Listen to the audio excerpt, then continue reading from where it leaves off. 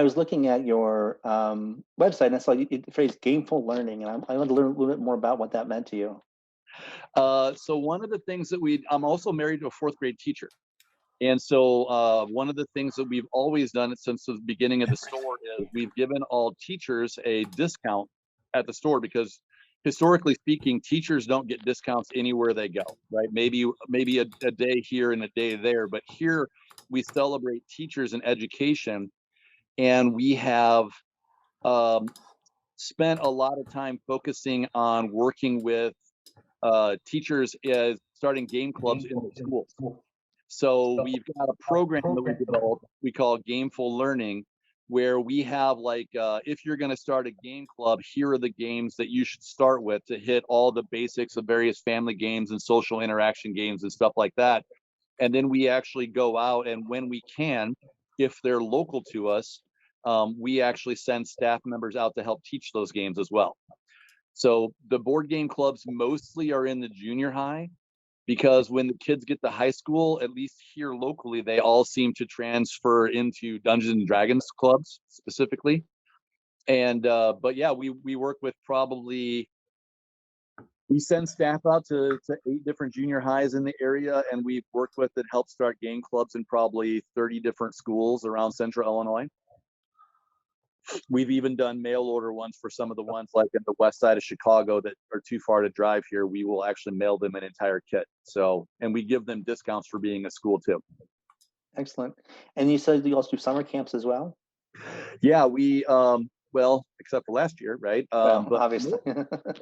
Yeah, normally we do Pokemon summer camps that's really focused on teaching kids the core values of Pokemon and teaching them how to play the game.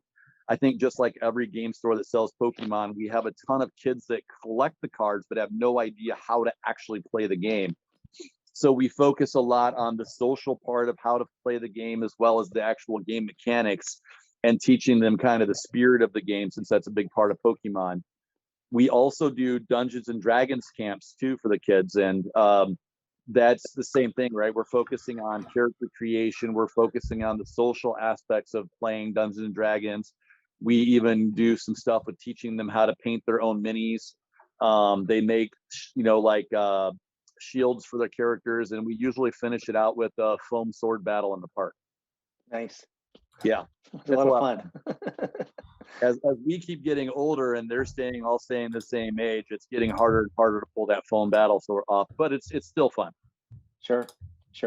I've talked to a number of stores who are trying to figure out how to create these clubs in the schools. And how do you go about doing that? I mean, what is would you recommend to a new store who wants to engage the community that way? First step is all about finding a teacher, right? Because the success of the clubs depends on the willingness of the teacher to actually step up and help promote the club in the school. So we've got a couple of junior highs that we work with where the teachers aren't really out there and pushing, trying to get kids invited to the club. And those ones, they maybe have 10 or 15 kids that show up.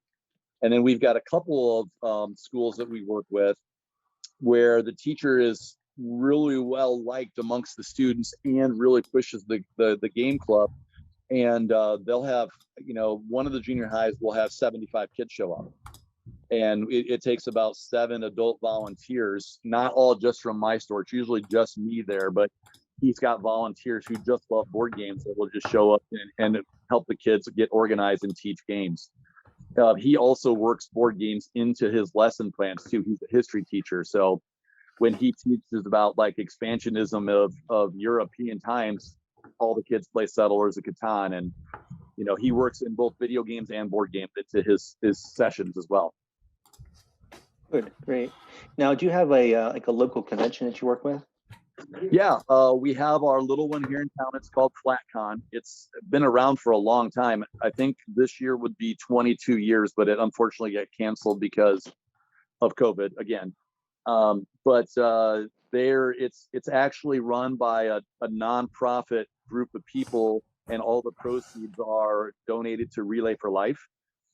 So their name of their team is Gamers for Life. And it's been getting bigger because we're the title sponsor, and I've been putting more towards advertising it. I think the last time it was about 500 people. And so we're keep pushing it and keep promoting it as we go along.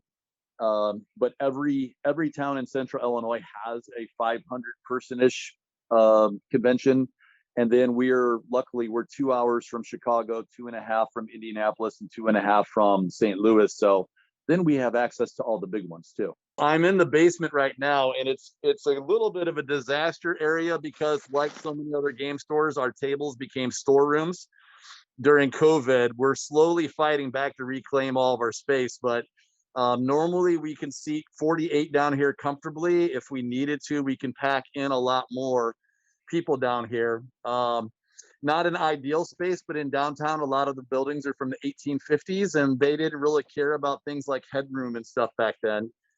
So I'm going to pivot and head upstairs.